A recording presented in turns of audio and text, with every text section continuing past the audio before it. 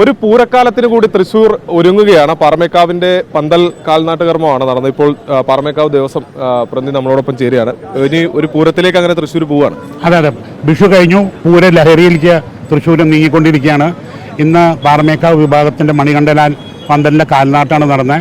ഏതാണ്ട് 9:30 മണിയോടുകൂടി ബ്രഹ്മശ്രീ കരേക്കാട് രാമനമ്പൂരിയുടെ പൂജകൾക്ക് ശേഷം ദേശക്കാരെല്ലാവരും ചേർന്ന് പന്തലിന്റെ കാൽനാട്ടം നടത്തി.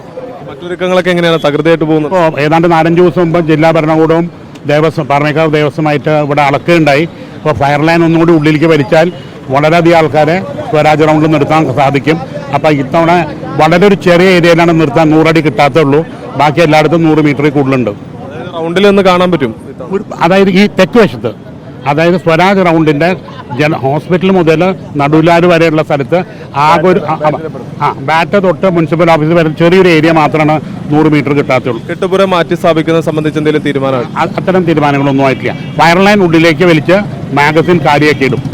അതായത് ഇന്നലെ ഇപ്പോൾ വലിയ ആശങ്കകളൊക്കെ ഉണ്ടായിരുന്നു. ഇന്നലെ അത് ഒഴിഞ്ഞു. മന്ത്രിയുടെ ഒരു മന്ത്രിമാർ ഇന്നലെ ഒരു പ്രസ് കോൺഫറൻസ് നടത്തി AGയുടെ നിയമോപദേശം തേടിയിരുന്നു. അത് വളരെ അനുകൂലമായിട്ടാണ് AGയുടെ നിയമോപദേശം വന്നിട്ടുള്ളത്. ഞങ്ങൾ വേലയ്ക്ക് ഇതുപോലെ മാഗസിൻ ഒഴിവാക്കിയിട്ടിട്ടാണ് ചെയ്തത്. അതേപോലെ ചെയ്താൽ മതി എന്നുള്ള ഒരു നിയമോപദേശമാണ് AG നൽകിയിട്ടുള്ളത്. കുട്ടിക്കാലം മുതലുള്ള പൂരാണ്.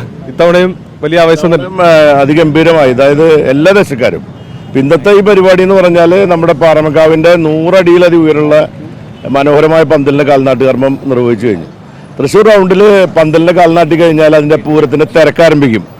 ആ തിരക്കാരംഭിച്ചു കഴിഞ്ഞാൽ ഈ പൂരം കഴിയുന്നത് വരെ അതിൻ്റെ ആവേശകരമായിട്ടുള്ള ഒരുക്കങ്ങളും എങ്ങനെ പൂരം അതിഗംഭീരമാക്കാൻ കഴിയുന്നുള്ളതാണ് എല്ലാവരും കൂടി ആലോചിക്കുന്നത്. ഇത്തവണ നമ്മുടെ ഇവിടെ നേരത്തെ രാജേഷ് ഭായി പറഞ്ഞ പോലെ ഈ ഫയർ ലൈൻ കുറച്ചുകൂടി ഉള്ളിലേക്ക് നീക്കി കഴിഞ്ഞാൽ നമുക്ക് കുറച്ചുകൂടി അടുത്ത് നിന്ന് പൂരം കാണാൻ കഴിയുന്ന ഒരു സാഹചര്യം ഉണ്ടാവും. അപ്പോൾ അതൊക്കെ ആ പ്രതിസന്ധികളെല്ലാം ഇന്നലെ ഗവൺമെൻറ്റുമായി നടത്തിയ ചർച്ചയെ തുടർന്നുള്ള കാര്യങ്ങൾക്കെല്ലാം പരിഹാരമായിട്ടുണ്ട്. അപ്പോൾ പൂരത്തെ സംബന്ധിച്ചുള്ള ആശങ്കകളൊക്കെ ഒഴിഞ്ഞ് പൂരം അതിഗംഭീരമായിട്ട് നടക്കാനുള്ള ഒരു സന്തോഷത്തിലാണ് ഞങ്ങളെല്ലാവരും. ഇന്നിപ്പോൾ പാറമേക്കാവ് തുടക്കം കുറിച്ച് കഴിഞ്ഞു കാര്യങ്ങൾ. പൂരത്തിന്റെ ആഘോഷത്തിലേക്ക് ഞങ്ങളെല്ലാവരും പൂരത്തിലാണ്. എല്ലാവരും വലിയ ആവേശത്തിലല്ലേ?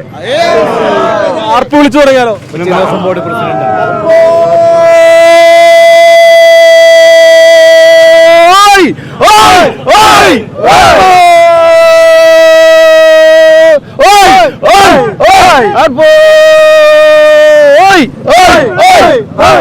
ദേവസ്വം ബോർഡ് പ്രസിഡന്റ് കൂടി ചേരാണ്. എങ്ങനെയുണ്ട് ഒരുക്കങ്ങളെല്ലാം?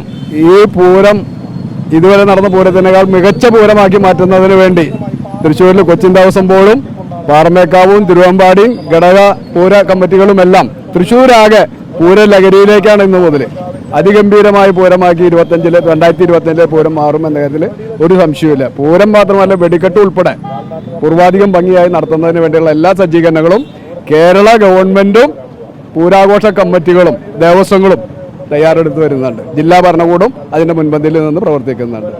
അതായത് ഇപ്പോൾ നമ്മളോടൊപ്പം ചേർന്ന് കൊച്ചിൻ ദേവസ്വം ബോർഡ് പ്രസിഡന്റാണ്. വലിയ ആവേശത്തോടു കൂടി തൃശ്ശൂർ പൂരത്തിന്റെ ഒരുക്കങ്ങളിലേക്ക് പോവുകയാണ്. ഒരു പ്രധാന പാതയിൽ ഇതുപോലൊരു പന്തൽ, അത് തൃശ്ശൂരിന്റെ മാത്രം ഐഡന്റിറ്റിയാണ്, തൃശ്ശൂരിന് മാത്രം സ്വന്തമായിട്ടുള്ളതാണ്. തൃശ്ശൂർ പൂരത്തിന്റെ ഒരുക്കങ്ങളിലേക്ക് അങ്ങനെ തൃശ്ശൂർ നടന്നെടുക്കുകയാണ്. ക്യാമറാമാൻ ബിനേഷ് ബാബുരാജിനൊപ്പം സൂരജ് സജി, 24.